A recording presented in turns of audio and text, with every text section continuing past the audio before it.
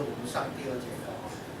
那个我先把这个主题讲完以后，我们再来休息好不好？我看大家已经快沉掉了。虽然说我这老电池已经那种，我这又不是解离电池，传统电池已经快没有电了啊。好，我先各位讲一个问题，就是飞机跟汽车哪里不一样？我告诉你，我做飞机教学到现在为止，很多问我这个问题。就像上次我跟各位讲，航餐跟一般的炸演出有什么不一样？那各位学飞修的时候，一定要先了解汽车跟飞机有什么不一样。因为很多人觉得说汽车跟飞机是一样，但是没有错，汽车跟飞机都一样，它是大众交通工具。但是因为它的什么些，它的操作方式会不一样，所以相对就开始会不一样啊。因为以前我在高职学校里面他们学校里面有个汽车科，当初学校很天真，飞机跟汽车没什么不一样，那我叫我汽修科的老师去教你飞修科，明白？我说那不行，我说汽车跟飞机不一样，你要问你汽车跟飞机差别在哪里？我们主要有一个回答嘛好，那我先问你们一下，你们觉得汽车跟飞机差别在哪里？好，没有，这个也是一个答案，但是话说回来，我们有没有最好的答案？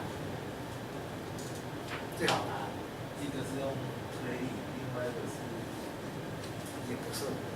那你说你用推力，那我问你，那飞机那汽车引擎，我可不可以斗一斗都要飞上面去用？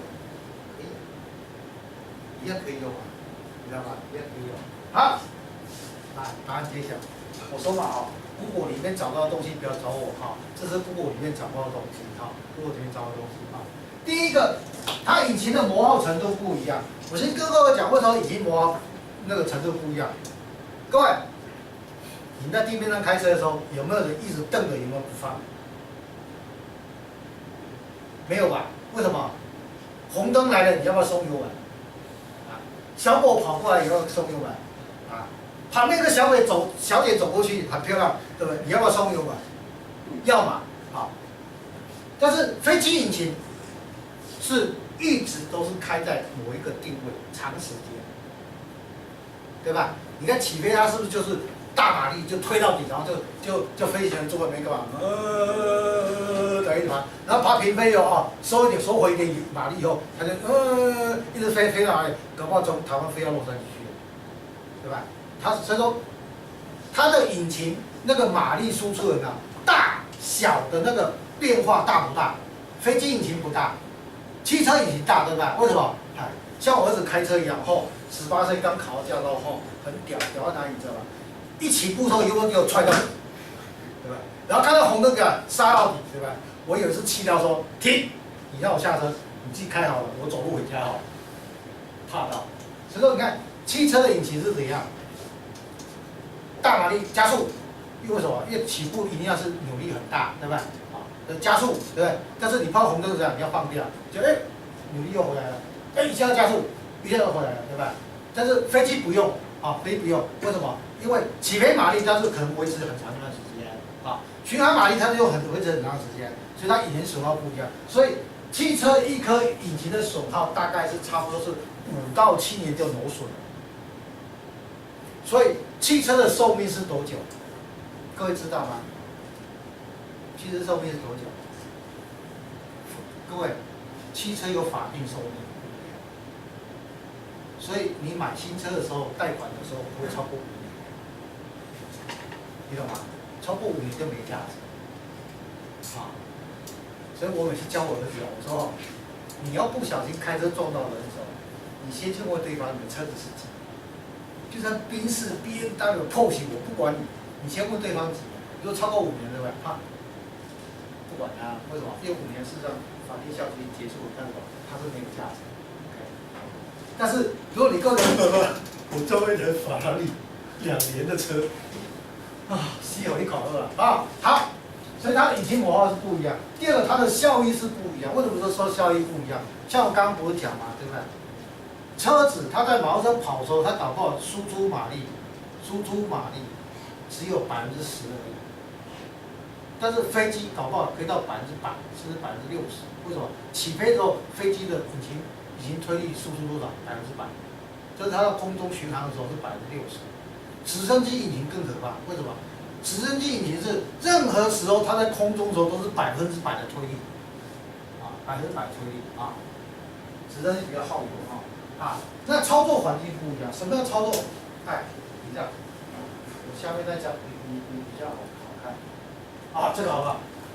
这个比较好记，啊，这个比较好记，啊，好。那通常来讲的话，操作环境会不一样，为什么你知道？因为车子它在平面上跑的时候，它的温度跟压力会不会变化很大？不会，啊，因为你的高度改变不大，为什么都在平面上跑出来？但是飞机呢，1秒钟之前它在地上，1秒钟之后它可能跑了2000英尺，啊，再过1秒钟它可能跑到4000英尺，再过10秒钟它可能跑到2万。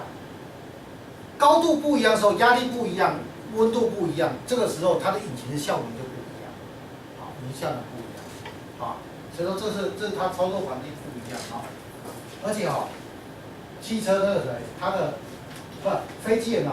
它的温度跟压力的那个变化是怎样？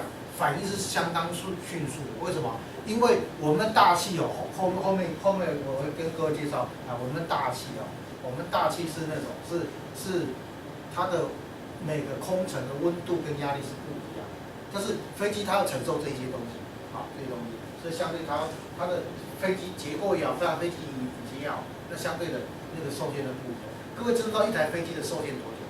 我刚只是讲车子的寿限，你知道一台飞机的寿限多久？啊，引擎可以到40年。为什么？我跟你讲啊，它大马力就大马力，小马力就小马力，而且长一点，所以它损耗比较低啊，引擎损耗比较低。但是它机身呢，因为要承受不同的温度跟压力，所以相对它机身的结构的寿命反而是比汽车来的短，啊，所以这时候我们要有这个概念哈。然后呢，你看汽车它在巡航的时候呢，可能最大马力搞不好只需要10%，啊，但是飞机它可能有可能用到100%，尤其像直升机，好不好？直升机啊，本身这个输出不一样，因为为什么？我问各位一个问题，你们有没有可能说，你把你汽车引擎，比如说你的有什么啊？老师，我的 BMW 是吧？得知马力140匹马，140匹马，我在忠孝东路说也是维持140匹的马力输出，没有嘛？好，没有嘛对不对？但是飞机它可能任何时候都是100%的输出，因为像直升机，我不知道直升机它只要离地一点点，就是100%的马力输出啊，这不一样的事情啊。好，那当然了，你说引擎损耗比同样的距离、同样的小时来讲话嘛，那引擎的损耗都不一样的啊，引擎损耗不一样。所以你看，像昨天我的老奇美没有，大概11年左右，那个引擎就是该滴油的、该漏油的都已经1万码啊，1万码啊。好，那另外一个是怎样？是说，因为飞机都是用气冷式的，啊，气冷式各位知道有一个东西比较麻烦，什么麻烦你知道吗？气冷式它要受外在环境的影响比较大，因为飞机飞在天上有没有可能永远都晴天？会有下雨天，啊，然后会有下雨天，然后会碰到冰雹，啊，还碰到什么冰？那个经过化学工厂，对吧？那个空气不是有那个腐蚀性空气对吧？它都经过这些东西，所以飞机要洗引擎。你们汽车要不要洗引擎？啊，老师有，我都把那个汽车表面用那个喷枪那个，现在有投石块那种滋，不是飞机是要真的洗里面洗引擎内部啊，要洗引擎内部啊，或者洗引擎内部，因为它吸来的空气是。我跟你讲，你修飞机的，你看飞机引擎内部会觉得台湾空气真的很脏啊，真的很脏。而且飞机引擎它固定都一定要洗啊，一定要洗。洗飞机引擎很好玩。你说老师，是不是洗飞机引擎是不是我要拿着刷子，然后肥皂水，然后抓到里面洗？不是不是洗飞机是那个地方洗飞机是维修人员唯一可以合法去玩飞机，因为他要把飞机启动就好。要把飞机好，但是很多很多会启动飞机去烘干，轰到最后都是去戴那个帽子去开飞机去的啊。所以现在航空师因为有很多是维修人员出身，因为航空师他有内招，你知道吗？内招对吧？只要你体检过，那时候带你出去过了，就变成飞行。现在有很多。我有个同学比我还矮，矮不隆咚。我已经够矮了，他矮不隆咚了，腮帮子特别大，长得其貌不扬，对。结果呢，他现在在华航飞 A340，个子很小，飞机飞得特别大。他就是那个什么，以前修一修，然后去进内招，然后上去当飞行。好。第8点最重要就是我们先讲第7点。第7点就是这样的。各位，你们有没有常常开着车子的时候一直在注意引擎的状况，还是只注意我的时速跟车况、跟路况，对不对？开车是注意你的，大部分都注意你的时速不要超速。第二个是注意路况。但是飞机来讲的话，你就要注意的什么？注意引擎的状况。为什么要注意引擎状况？因为我就跟你讲，因为第一个。它所承受的压力跟温度变化很大，这是第一个。第二个，因为它要承受外在大自然的伤害会变得很大，所以你要随时去注意那个引擎的状况，对吧？当然了，1号发动机跟2号发动机，你当然是要注意的啊，这个啊。好，第8个是这样，它通常它为了要去防止它熄火，就会安全设计。各位，我刚刚不是讲吗？可不可以把车子引擎拆到飞机上面去用？可以，但是有个条件。你的那个每一个你们汽车里面一个引擎只有几个火星塞？一个车子引擎里面我跟你讲，一个车子你有4个气缸，对吧？每个气缸有1个火星塞，但是飞机一定是每个气缸有2个火星塞，好不好？而且它分电盘是2个，为什么你知道吗？他把其中一个分电盘不点火的时候呢，至少还有另外一套分电盘去点火，这样飞机才不会掉下来。我讲好像专制引擎一样。啊？我讲好像专制引擎一样。就是活塞式引擎。对。现在台湾有活塞式引擎。对啊，活塞式引擎，可是活塞式是一颗火星塞啊，专制式才是2颗。对，飞机是2颗。飞机一个气缸2个火星塞，我们车子是1个气缸1个火星塞，对吧？飞机是1个气缸2个火星塞，然后火星塞是接2个不同的分电盘，所以电脑不一样。对，当然不一样啊，所以那个飞机用电脑跟汽车用电脑当然不一样。那因为它控制方也变不一样嘛，因为它是2套点火系统。1个气缸是2套点火系统，这个怕说万一其中有一套挂掉的时候呢，另外一套还可以点火，它是这样子啊，所以它是所以变成说讲，它会有很多安全设计。那刚刚讲火星它只是其中的之一啊，甚至包括说正副驾驶为什么会2套它为什么不要装1套？也是用安全性，怕其中1套挂掉的时候，它还有另外1套，懂吗？这样会不会很清楚 ？OK， 好，那我们先下课。好，先下课，我们接着。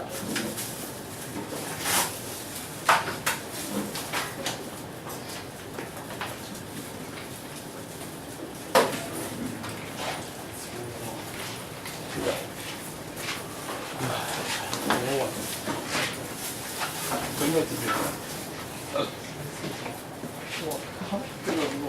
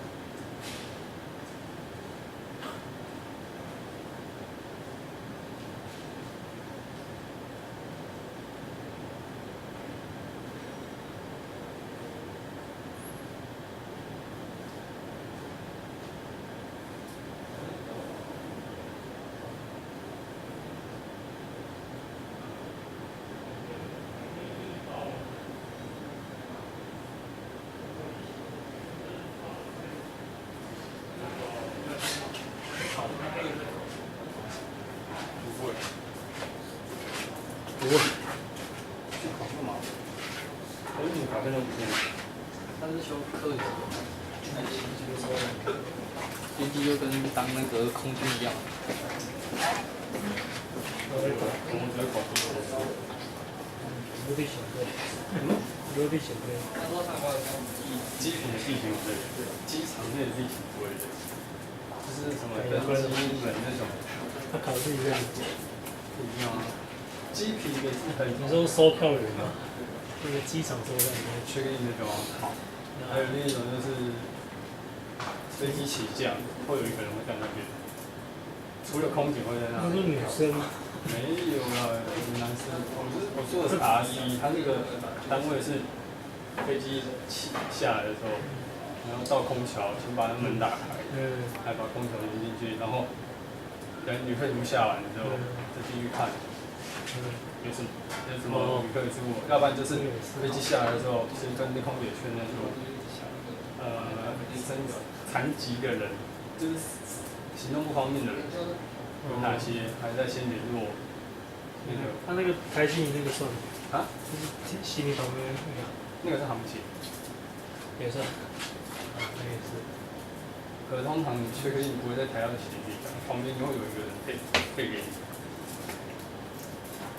可是你讲那个位置真的很少，就是他需要的人力并不多。多哎，很多。大家希望那个。主要是你的登机，因为飞机下来很多，是，很多人。在机场比较空闲的时间就是2点到5点是最空，只是你可以几乎都可以休息的，就下来的班机是1、2班，就是欧美回来那种。你还没报？没报啊，我觉得你要报就报长荣啊。报后面有回应。后面有回应。怕就什么都做不了了。就像我换那么多工作，我也不在怕。你换？我换超多工作啊！我从当兵出来，我们先去红茶店，就很无聊。出来再去做那个什么园艺的，种花种草，就觉得好像就那样子，他就去这里住。这个什么？还没有。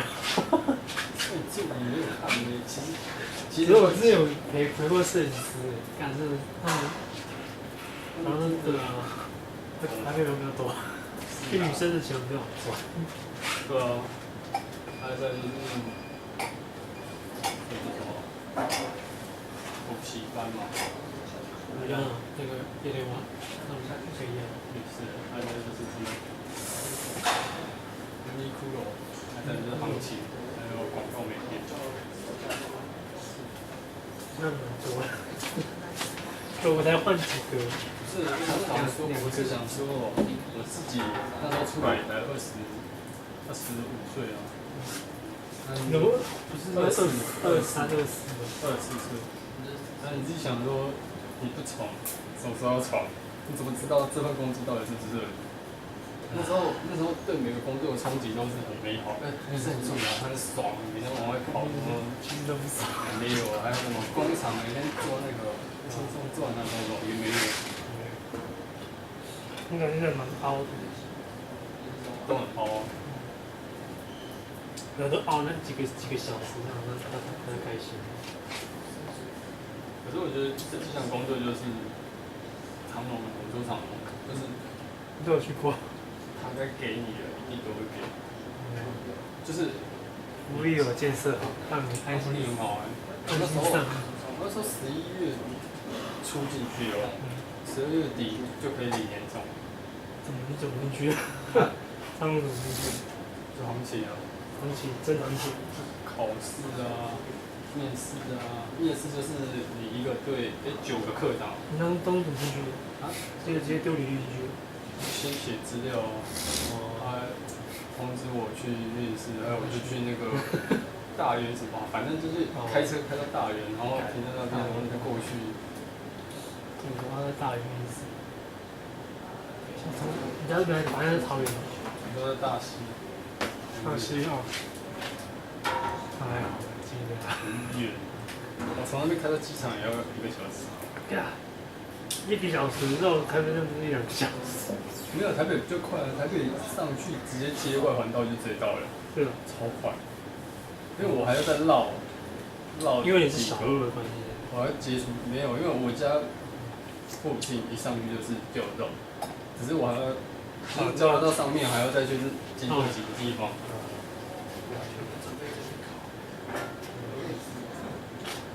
不能跑到这边，但是这边才有就会听听看啊，就是觉得好像没有就其实你去过机场的，不管是在机场做什么，你会觉得机场有魔力。真的，我是真的啊。没有，就算那边魔力吗？还是那个环境？空姐都那样子而已啊。因为之前我有在做我的事嘛，对不对？刚好是下飞机，这样子啊？会上来修马桶吗？不会啊，我不是修马桶，反正我就是补给啊，就那我就一空姐吧。他那时候我跟我一个前辈，我叫大哥，我就走上去，他那个空姐就拿那个麦当劳说：“早餐请你吃。”他那个大哥就说：“好，然后之类的，没有。我觉得那时候也是运气。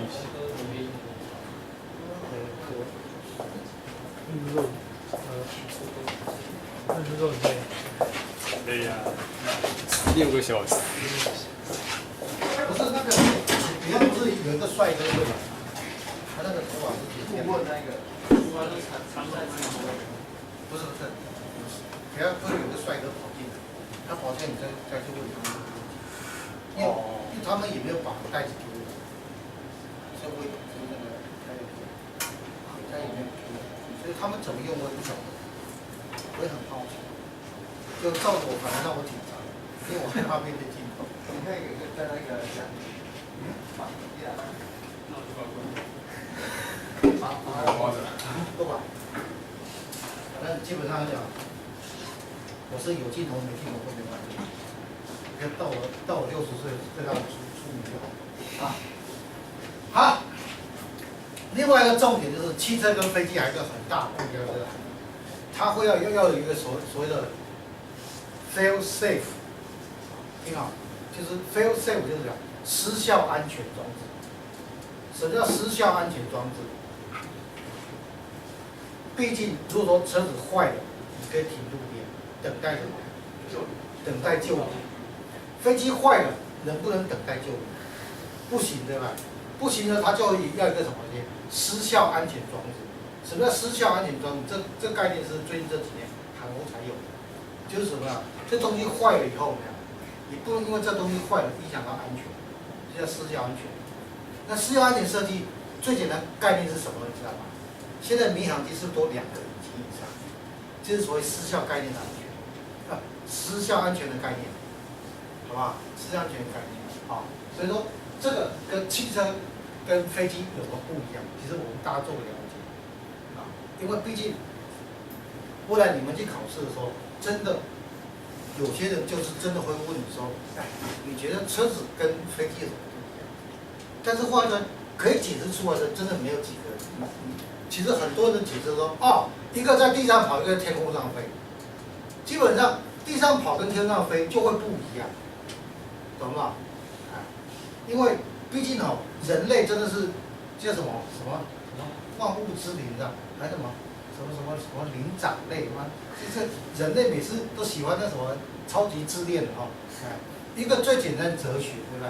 猫喜欢吃鱼，可是猫怕水，没错吧？啊，猫喜欢吃鱼，猫怕水，对不对？好，那可是猫要如何吃到鱼，就是人类厉害的地方，对吧？因为你们各位有没有看过猫钓鱼？但是人会钓鱼，对不对？好，所以说相对真的有经过很多安全设计啊，安全设计啊。OK， 好。我上次讲这个已经660万，在2016年，就是明年的时候它准备上市了，就是它可以在地面上跑，也可以在天上飞。那相对它会有很多安全设计，各位知道里面没有含动力，它只有摇杆。它摇杆的观念来自于哪里？来自于空中巴士，空中巴士飞机是不是一个摇杆？打电动摇杆，对不对？打电动摇杆。所以说打电动不是坏事，我儿子18岁，到现在他还不喜欢打电动，我觉得奇怪，怎么还是跟我一样，这些年轻人很喜欢打电动，不是吗？我跟你讲，电动打越好，飞机开越好。真的我不盖油的，因为前几年美军请了一个台湾的学生，大学毕业学生到美军去飞他们的无人飞机。那个学生他就是每天在家里打电动，不读书那种打电动，就是那种宅男的，每天窝在电脑里面冷气拼命吹那个电脑用超级高阶那种，一个20万啊，所以现在的时代是不一样，所以说飞机跟车子已经跟两个结合在一起。但是我会跟你讲，我为什么一开头讲说飞机跟车子不一样在哪？各位有概念啊 ？OK， 其实很少人可以解释飞机跟车子不一样在哪。那当然，各位是专家了，所以说基本上来讲的话，那我们现在开始是正式进入我们的航空课题，就是飞机为什么会飞？嘿，有趣啊！飞机为什么会飞？啊，老师我知道，因为它有翅膀，那么废话吗？可是没有翅膀就不能飞吗？那飞弹呢？对吧？啊，飞机为什么飞？所以说基本上我们也是一样，各位既然是专家来讲的话，我们就要讲个所以然出来的，说啊，飞机为什么会飞啊？飞机会飞。那飞机在天上飞，它要具备哪一条件？第一个，它重量要够轻；第二个是它的应力要够强，去干嘛？应付大气还有操作环境迅速改变的要求。那讲你阿里阿扎那个什么，我们讲简单就是什么？飞机要飞要两个条件，第一个是重量要轻，第二个是应力要够强，对吧？因为目前为止，好像各位没有看过会飞的鸵鸟。可是鸵鸟如果想飞，有没有可能？哎，对，鸵鸟会跳。可是鸵鸟要飞有没有可能？有，它要减肥，好不好？因为它太重，它没法飞，它只能挥舞翅膀，手就好了啊。但是话说回来，鸡会不会飞？鸡会飞，但是鸡被人类养得太肥，所以它飞不动啊。所以说，因为它就不符合重量轻这个条件。所以它重量要够轻，所以说各位，那个鸟人啊，为什么可以在天上飞？各位，以前我小时候，我觉得抓到一只小鸟，哦，好棒，来烤小鸟好。结果毛拔光的时候没有，原来它身材这么渺小，这么瘦啊，这么瘦啊，所以说它一定要是重量够轻，然后它应力要够强。为什么应力要够强？因为它在工作时要承受空气动力，还有什么东西来自于大自然的伤害，所以它应力要够强。免得怎样呢？在空中是解体的。我上次讲，飞机两个主要系统挂了是没得救，对吧？对，第一个就是结构，为什么？你结构散了，那谁你就天女散花了嘛，就那什么完蛋了嘛，是吧？哎，就跟那个摔在马公那一家天女散花，它整个是解体啊。那第二个是非超系，为什么？你完全没法控制重量，飞机就摔掉。好。那当然了，那飞机结构来讲的话呢，它要承受5种力量啊，5种